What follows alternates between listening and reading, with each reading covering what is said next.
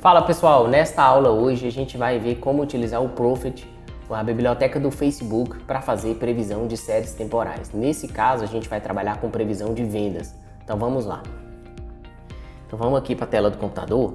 Agora a gente vai entender como o Prophet funciona, né? Então primeiro, antes da gente colocar a mão na massa e começar a trabalhar nos dados, é bem legal a gente entender quais são os objetivos do Facebook, quais são os objetivos da empresa quando ela decidiu criar essa biblioteca, né? Qual foi a motivação que o Facebook, que a empresa, que a rede social decidiu, né? Qual a motivação dela para criar essa biblioteca open source e deixá-la aberta para a comunidade trabalhar nela.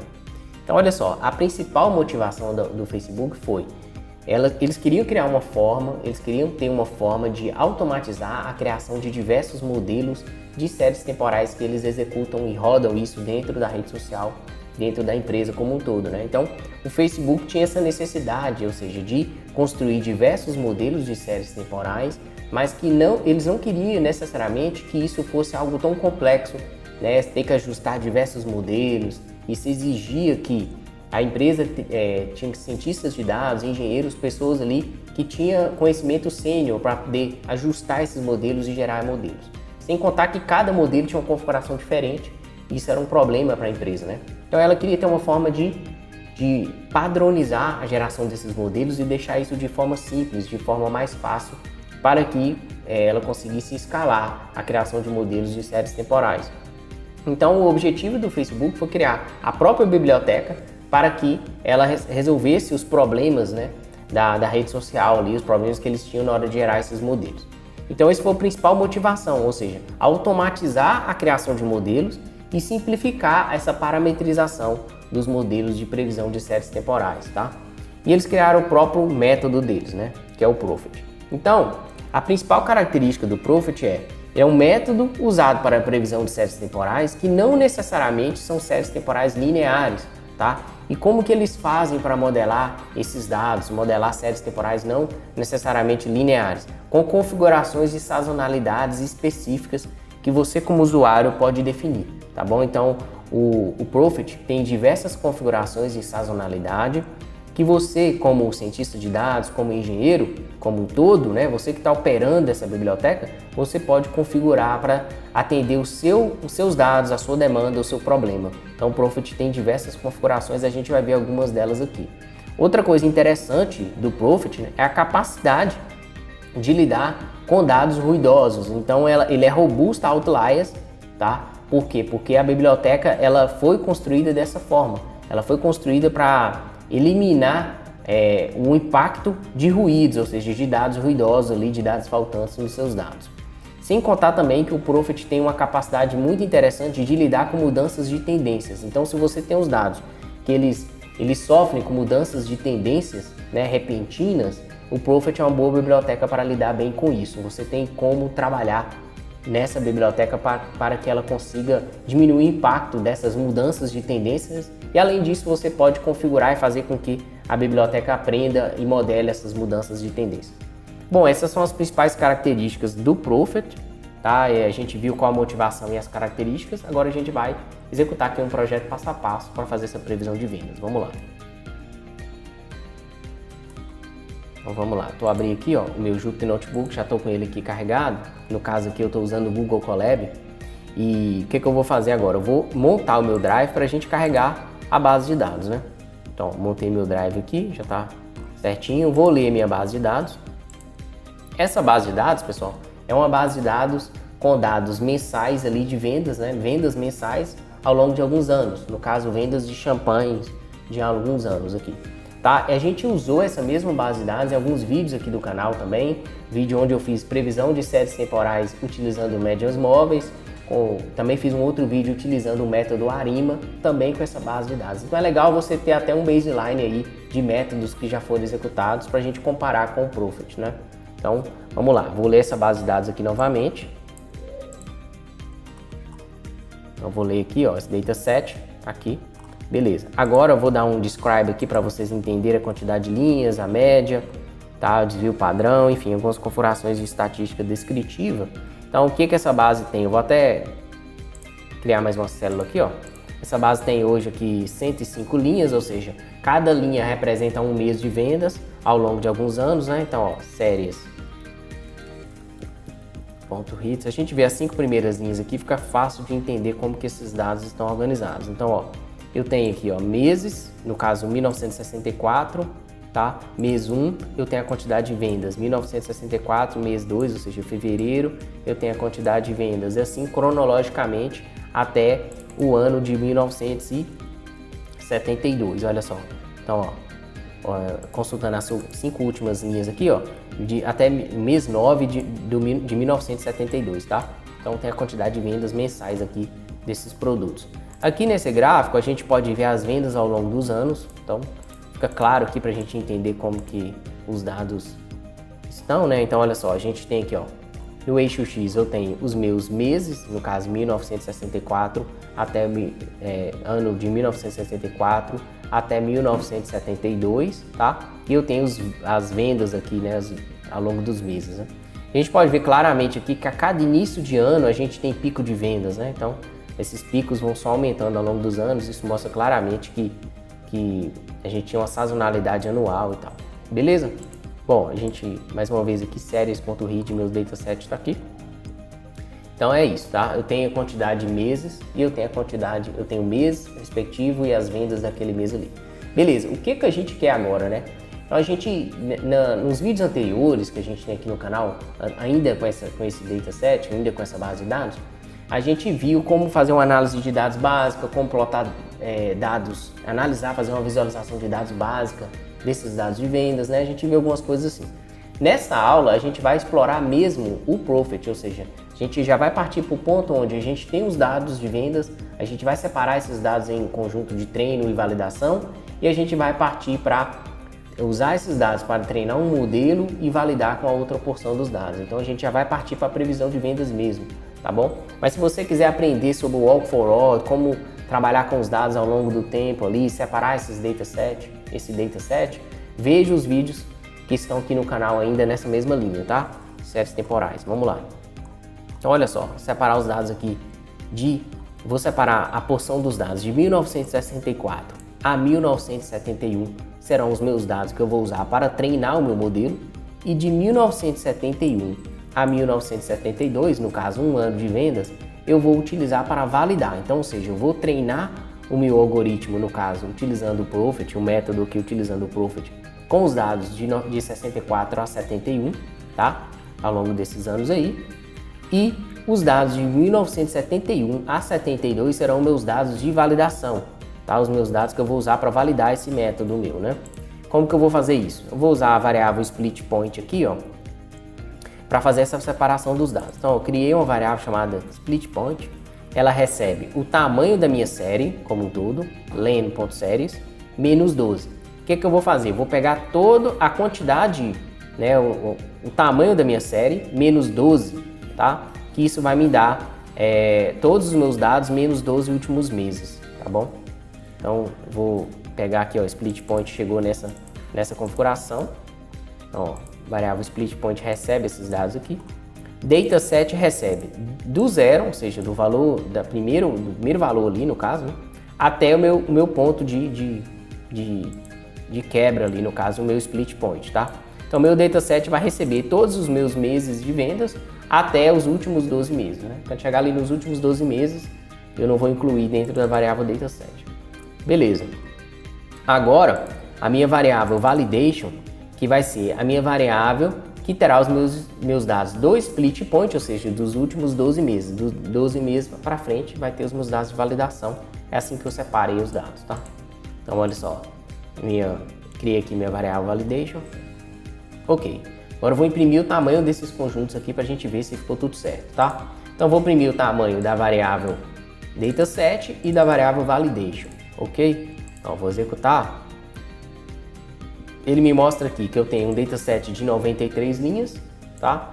E a minha outra variável, no caso validation, tem 12 linhas aqui, né? No caso, eu tenho 12 meses para validação e 93 meses de treino, beleza? Vamos lá. Agora, pessoal, eu posso escrever isso aqui para o disco, então dataset.toCSV. Vou escrever isso aqui para o meu drive, né? Posso escrever esse arquivo aqui Caso você queira separar esses dois arquivos, é legal fazer isso. Então, eu vou escrever isso aqui também para o disco. Então, eu escrevi dataset, escrevi validation para o disco. Então, tem dois arquivos separados. Um para treino e um que eu posso usar para validação, tá? Beleza. Bom, agora eu vou ler esse arquivo de novo aqui, só para isso ficar muito claro para a gente aqui, para a gente não ter problema, no entendimento, né? Eu vou ler o meu arquivo, que agora é um arquivo chamado dataset. Vou colocar dentro da variável series. Pronto. E aí, uma vez que eu li esse arquivo, agora a gente vai partir para criar o nosso modelo com o Prophet mesmo, tá? Então, a gente já separou os dados que a gente vai usar para treino e validação. Agora eu vou pegar esses dados de treino e vou passar para o meu algoritmo, no caso o Prophet, para ele aprender e gerar um modelo para mim, tá? Bom, aqui mais uma vez aqui eu repeti, né, a questão da motivação da biblioteca, por que o Facebook criou essa biblioteca, qual que é o foco dela. Então eu já falei isso aqui para vocês lá na introdução aqui da aula. A gente vai agora partir para carregar o Prophet. Então, como a gente está usando o Google Colab, pessoal, a gente não necessariamente precisa instalar o Facebook Prophet. A gente não precisa instalar essa biblioteca. Ela já vem instalada no nosso ambiente. Já se você estiver trabalhando no Anaconda, por exemplo, então provavelmente você vai ter que usar esse comando aqui, ó, pip install, tá? FB Prophet, para instalar na sua máquina aí, no caso, no seu ambiente, tá bom? Então só executar esse comando que eu deixei para você. No caso do Google Colab não tem necessidade. Então, ó, from FB Prophet import Prophet. Então, ou seja, a partir do FB Prophet, da biblioteca, importa essa classe para mim aqui, Prophet, tá bom? Beleza, então já executei, ele já carregou. Bom, o que eu preciso agora? O Prophet exige que os dados estejam no formato específico para ele, né? Então, ou seja, os dados temporais têm que estar numa coluna chamada DS e meus dados quantitativos, no caso, os valores que eu quero prever, eles têm que estar numa coluna chamada Y. Então isso é uma necessidade, um requisito da biblioteca, tá bom? E isso tem que estar também no DataFrame Pandas. Então, vamos lá, como que eu faço isso? Ó, vou criar um DataFrame aqui, então ó, pd.dataframe, chamei aqui ó, pandas.dataframe, minha coluna DS recebe o meu dataset.index, que são os meus dados temporais, ou seja, os meus meses ali, estão na variável index, e os meus dados de vendas estão na variável y, tá bom?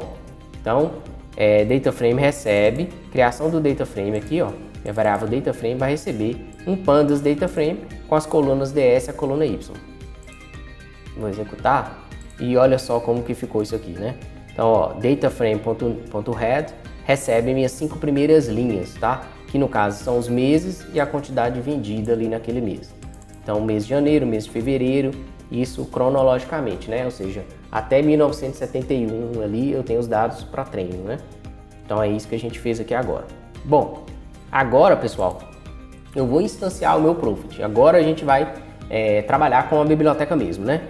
Então, vou fazer o seguinte, ó, model, a variável que eu criei aqui chamada model, vai receber Prophet, tá bom? Vai receber a instância do meu algoritmo Prophet, tá bom? Das configurações default dele. Então, executar aqui, ó, eu criei, agora instancio um objeto Prophet com as configurações padrão. Não defini nenhum parâmetro para o meu algoritmo, tá? Então, não defini nenhum parâmetro aqui, tá? Com as configurações padrão. Bom, uma vez que eu tenho agora o meu objeto model, né, eu posso usar o método fit, tá vendo? Posso usar o método fit e entregar os dados para ele. E aqui, quando eu faço isso, ele vai gerar um modelo para mim. No caso, um modelo aqui utilizando o Prophet. Então, model.fit dataframe, olha só, ele imprimiu aqui para mim algumas configurações padrão do Prophet, tá? Ele imprimiu algumas configurações padrão aqui do modelo que ele acabou de gerar, né? E aí eu já tenho agora um modelo treinado. Eu posso fazer uma previsão, por exemplo, né? Então, já tenho um modelo treinado aqui com a instância padrão. Uma coisa legal que tem nessa biblioteca é um método chamado makeFutureDataFrame, que ele gera um dataframe com dados futuros, onde eu consigo passar um período ali para ele. Isso é muito legal para a gente fazer validação, tá, do nosso modelo, caso a gente queira validar um modelo, a gente queira gerar dados aleatórios para passar para o modelo fazer previsão. Eu vou mostrar como fazer isso. No nosso caso, a gente não vai usar isso, né? Assim, não é necessidade nossa. Por quê? Porque a gente tem um dataset que nós vamos usar para validação. E esse dataset que é importante para mim, né? Que eu já tenho um dataset que eu quero usar para validar e ver como que o meu modelo se saiu. Então vamos lá, como que usa esse make future data frame aqui, né? Model.makeFutureDataFrame, né? Minha variável model está aqui. E aí, ó, eu defino aqui os períodos que eu quero, ou seja, com a quantidade de elementos que eu quero. No caso, eu coloquei 12 e a frequência mensal. Ele vai gerar para mim 12 anos de dados futuros aqui, tá bom? Ó, vou executar. Gerou aqui dentro da variável futuro. Se a gente imprimir aqui, ó, você vai ver que tem dados mensais aqui, ó, elementos temporais mensais que foram gerados aleatoriamente. Ok, então a gente gerou esses dados aleatórios aqui de meses para frente, a gente pode usar para prever. Como que a gente faz isso, né? A gente usa o método predict do nosso modelo, do nosso objeto model. O nosso objeto model, né, ele é já tem um modelo ali treinado, né? Geramos um modelo. A gente usa o método predict agora e entrega para ele os dados que a gente quer prever. Então a gente entrega os dados que estão aqui na variável futuro, né? Se você for ver a variável futuro, ela tem uma variável chamada DS, uma coluna chamada DS, que são os meus dados temporais, tá? Então já estão aqui, ou seja, o Pandas, o Prophet gera esse data frame já no formato correto, né? Que ele precisa para trabalhar. Então, para facilitar isso, então basta eu entregar os meus dados aqui futuros para ele e chamar o método predict e ele vai fazer essas previsões para mim. E eu vou colocar essa saída dentro da variável saída que eu acabei de criar aqui. Bom, ele já executou essa previsão, já gerou esses dados para mim. E aí, dentro da variável saída, pessoal, eu tenho diversas colunas que eu posso trabalhar, que eu tenho de resultado. A principal é a coluna IOTA. Essa IOTA aqui que é os meus dados previstos pelo modelo, tá? O DS são o meu elemento temporal, os meses mesmo ali, tá? Já essa IAT lower e IAT upper são os meus limites superiores e inferiores ali de previsão, tá? Então se eu executar aqui, ó, minha variável tail, minha variável saída, eu tenho aqui, ó, o mês correspondente e a previsão correspondente e os limites inferiores e superiores de previsão, tá? Então eu tenho essas configurações aqui, tá? Que o método me entrega. Então se você for ver a variável saída, ela tem diversas colunas que o Prophet retorna pra gente ali, muita informação mesmo. Beleza. Bom, isso foi só uma forma de fazer uma previsão que eu queria mostrar para vocês, né? Utilizando o Make Future Data Frame, uma forma de gerar dados aleatórios para frente, né? Mas o que eu quero fazer agora é usar aquele outro conjunto que eu tenho de validação, usar esse outro conjunto para entregar para esse modelo que a gente acabou de treinar, a gente acabou de gerar esse modelo aqui e ver como que isso vai ficar, ou seja, como que ele vai prever os dados de 1972, tá? O ano ali que a gente separou de validação. Isso eu quero ver como que o Prophet vai se sair nessa, né? Bom, vamos lá. Como que eu vou fazer isso? Eu vou definir uma variável aqui chamada validationDF. Minha variável vai receber um Pandas Data Frame. Então, ó, Pandas Data Frame recebe DS, validation.index, ou seja, o meu conjunto de validação, o elemento temporal do meu conjunto de validação. Vou colocar dentro da variável aqui, ó, validationDF. Já os dados temporais, pessoal, como que ficou aqui, ó, validationDF menos DS, é meus dados temporais aqui, né? Como que ficou aqui, ó, executar. Então tem meus meses aqui, tem os dados ao longo dos meses aqui de validação, do ano de 1971, né? Então é esses dados que a gente quer prever agora. Então tem os meses aqui do ano de 1971 até 1972. E aí eu vou fazer o seguinte, eu vou entregar o meu modelo, né, esses dados. Então como que ficou? Model.predict, validationDF, vou entregar esses dados aqui, que eles já estão no formato que eu preciso, né? Já estão no formato aqui que é um data frame pandas. Vou entregar para o predict e ele vai fazer, o Prophet vai fazer essa previsão para mim, né? Vai colocar dentro da variável saída. Vamos lá. Eu executei aqui, ó. Saída recebe model.predict. Beleza. Agora eu vou imprimir essas saídas aqui, né? Só as colunas que eu quero visualizar. Então, bom, eu tenho aqui, ó, o mês correspondente e as saídas. Depois o mês correspondente e as saídas, né? As previsões. Beleza. Então tá aqui meus dados de validação. Olha só, meu conjunto de validação real tá aqui, né? Então, ou seja, eu tenho um mês, no caso o mês 10 é a quantidade de vendas. Já aqui, ó, já são as saídas do meu modelo do Prophet. Então, no mês 10, olha a quantidade de vendas que o Prophet preveu, 6.321. Qual que foi a quantidade real? 6.981, tá? Então, eu tenho aqui as previsões, tá? Que estão aqui na minha variável saída, e eu tenho os valores reais que estão aqui no meu conjunto validation, tá bom? E como que eu sei agora se esse modelo saiu bom, né? Ou seja, qual foi o resultado do meu modelo? Eu tenho que aplicar uma métrica, usar uma métrica de validação de modelos, né? No caso aqui a gente vai usar o RMSE, como a gente viu nos outros vídeos, que o RMSE é uma métrica que leva em consideração a unidade dependente, tá? Então no caso aqui a gente está lidando com vendas, então a gente vai imprimir o RMSE e ver quanto que ele erra, né? Qual é o erro médio ali com relação aos nossos dados de vendas mensais. Então vamos lá. Como que eu faço isso? Eu vou usar o pacote da Scikit-Learn aqui, ó, sklearn metrics, mean square error, e do mean square error eu vou calcular a raiz quadrada, tá? A raiz quadrada do erro médio quadrático. Vou entregar para ele, o erro médio quadrático, eu vou entregar os meus dados de validação reais e as minhas previsões, tá? E aí sim ele vai calcular para mim o RMSE. Vamos executar aqui, ó. Então, ó, a gente teve um RMSE de 754. Isso significa o quê? Que a gente erra, o nosso modelo erra 754 mil, no caso vendas, né? 774 vendas, no caso o valor de vendas, para cima ou para baixo, tá? Então o nosso erro médio ali é 754. Se a gente for ver os vídeos anteriores aí que eu fiz pro canal, a gente vê que isso aqui já é superior ao método ARIMA que a gente executou antes, que a gente teve um erro médio, se eu não me engano, de 900 ou 800 ali. Então a gente errava ali para cima 800 de vendas, para cima ou para baixo também. Então o Facebook Profit aqui nas configurações padrão dele já teve uma pequena melhora, nada tão significativo, mas houve uma pequena melhora, né? Então é legal isso aqui. Bom, outra coisa que dá para fazer com o Profit, né? A gente pode plotar aqui, ó, ver como que ele se saiu, né? As previsões. Então a gente tem os nossos dados de vendas aqui e as previsões, a saída que foram aqui. Então a gente pode ver que tem aqui, ó, de 1964 a 1971 as vendas, e aqui essa linha azul é as nossas previsões. Como que ficou essa previsão para frente dos nossos dados de saída, que no caso é os anos de 1971, né, e 1972. Tá? Então é legal visualizar, ver visualmente as previsões, né? Outra coisa que é legal fazer é imprimir os componentes, né? Como que o modelo consegue modelar a tendência, a sazonalidade, como que ele identifica isso visualmente, né? Então a gente consegue ver aqui a tendência, a sazonalidade anual, né? Olha só que interessante, tem a sazonalidade anual. Como a gente viu naquele gráfico de vendas ao longo dos anos, a gente viu ali que no todo início de ano a gente tem muito mais vendas com relação aos outros os meses do ano, né? Então tem uma questão ali temporal ali de sazonalidade anual. Então aqui você consegue ver alguns componentes, principalmente tendência e se existir, ou seja, se o Profit conseguir modelar a sazonalidade.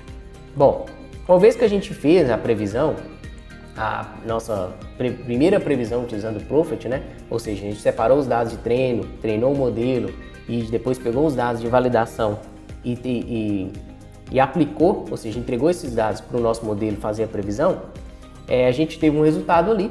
Mas é legal entender que o Profit, como eu falei para vocês, ele tem recursos para a gente fazer customizações desse modelo. E principalmente recursos que permitem que a gente modele melhor a nossa sazonalidade diante do cenário que a gente está trabalhando. Bom, e um parâmetro muito importante que muda muito o comportamento da biblioteca é o Seasonality Mode. Esse parâmetro ele indica como que os componentes de sazonalidade devem ser integrados às previsões. Então, basicamente é o seguinte, o valor padrão é o valor aditivo. Então, por padrão, o Profit trabalha com o valor aditivo, mas você consegue alterar também para o valor multiplicativo. Então, seja outra opção que você tem para lidar com esse modo de sazonalidade é aditivo ou multiplicativo. E qual a diferença dos dois, né? A diferença do aditivo é o seguinte, se você tem uma sazonalidade que ela é constante, ou seja, ela existe, mas ela é constante, você deixa o Profit, ele começa dessa forma, né? Ou seja, ele já mantém dessa forma.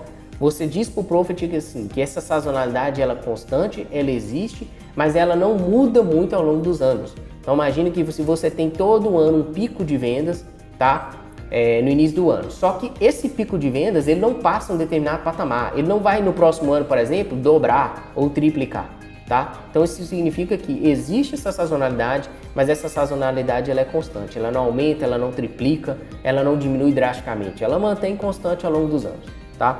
Agora, se a sua sazonalidade, você sabe que é uma sazonalidade que ela vem cada vez mais aumentando, né? Ela vai alterando de forma dinâmica, você percebe essa mudança ao longo dos anos, Aí se você configura o seu modelo para multiplicativo, você fala para o Prophet que essa sazonalidade ela é mais importante a ser modelada e ele tem que levar isso em consideração, ou seja, ele não tem que assumir que as previsões do próximo ano elas vão ser constantes com relação à sazonalidade. Então ele vai entender que existe um aumento ou uma diminuição ali gradativa, mas isso é mais impactante do que os anos anteriores, assim, né?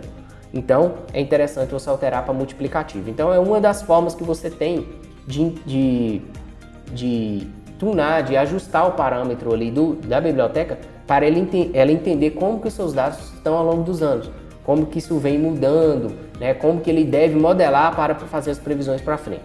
Então aqui a gente vai fazer também um experimento alterando esse parâmetro, tá? Um outro parâmetro importante é o Seasonality Prior Scale. Esse parâmetro, ele permite que suas sazonalidades sejam mais flexíveis. Então você consegue entrar num nível mais fino ainda de controle, que é controlar a sazonalidade anual, a sazonalidade semanal ou diária. Então você tem 3 parâmetros ali que você pode ajustar. E aí você diz que, por exemplo, a sua sazonalidade anual significa que o Prophet vai dar mais peso para a sazonalidade anual, né? Ele não vai lidar tanto com a sazonalidade semanal ou a sazonalidade diária, tá bom? Então você tem como definir essas configurações com esse parâmetro. Vamos fazer agora, pessoal, um experimento, né, de tuning aqui desse modelo, utilizando esses parâmetros, né? Vou carregar aqui, ó, a biblioteca de novo, só para ficar fácil, caso você esteja começando aqui. Vou carregar o meu dataset novamente, como a gente viu anteriormente, só para resetar qualquer tipo de configuração. Então tá, eu tenho a minha variável aqui, ó, DataFrame, tá? Ela tá nesse formato aqui que a gente conhece. Beleza, agora na hora de instanciar o meu Prophet, o meu modelo, né, o meu algoritmo Prophet, eu vou utilizar um modo de sazonalidade diferente. Então, por padrão, ele mantém o modo aditivo, eu vou alterar isso para multiplicativo, tá bom? Então, ficou assim, ó, Prophet, Seasonality Mode multiplicativo, tá lá. Então, criei minha variável agora, o modo, eu instanciei o Prophet já com a configuração de sazonalidade multiplicativa. Porque nesse caso aqui, se você for ver, né, aquele gráfico que eu mostrei anteriormente, né, a gente tem os nossos dados de vendas ali e a nossa sazonalidade anual ela vem aumentando muito ao longo dos anos. Então a gente vai vendo que esse pico só aumenta, né? Então alterar isso para multiplicativo para passar essa informação de forma mais agressiva, mais impactante para o Prophet. Vamos treinar agora o nosso modelo. Então ele está fazendo o treino aqui, ó, imprimindo as configurações para a gente, né, do modelo aqui. Beleza, agora eu vou separar aqui meus dados de validação de novo, ó. Validation DF eu vou colocar dentro da variável, vai receber meu índice de validação aqui novamente. Então eu estou fazendo isso aqui de novo, pessoal, para a gente resetar as configurações para você entender passo a passo o que está sendo feito, tá? Agora eu vou fazer a previsão desses dados de validação, vou colocar o resultado dentro da variável saída.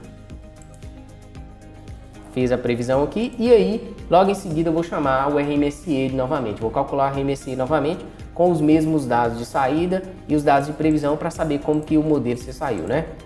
Ó, então aqui, ó, a gente já teve um RMSE bem mais baixo que o anterior.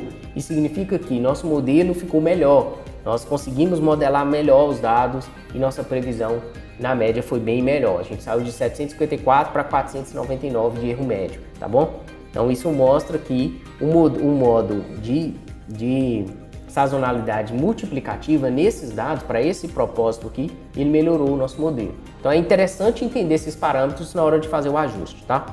Agora, além desse modo de sazonalidade, que é um modo assim, que é uma configuração superior, que ela muda muito a forma que o algoritmo trabalha, como eu falei para vocês, a gente pode também definir um modo.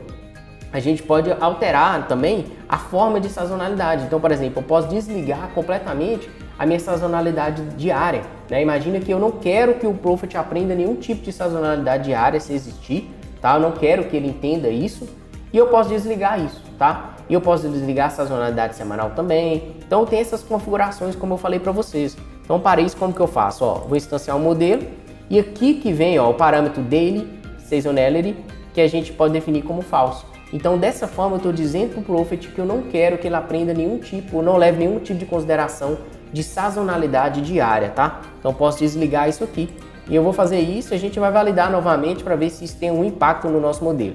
Então, ao fazer isso, ele mostra que a sazonalidade diária foi desligada, mas a sazonalidade semanal tá ligada ainda, tá bom? Então, ele já imprimiu para mim aqui as configurações. Outra coisa que a gente pode ver é imprimir a sazonalidade habilitada, as configurações de sazonalidade. Como que eu faço isso? Model.seasonalities, olha lá, ó.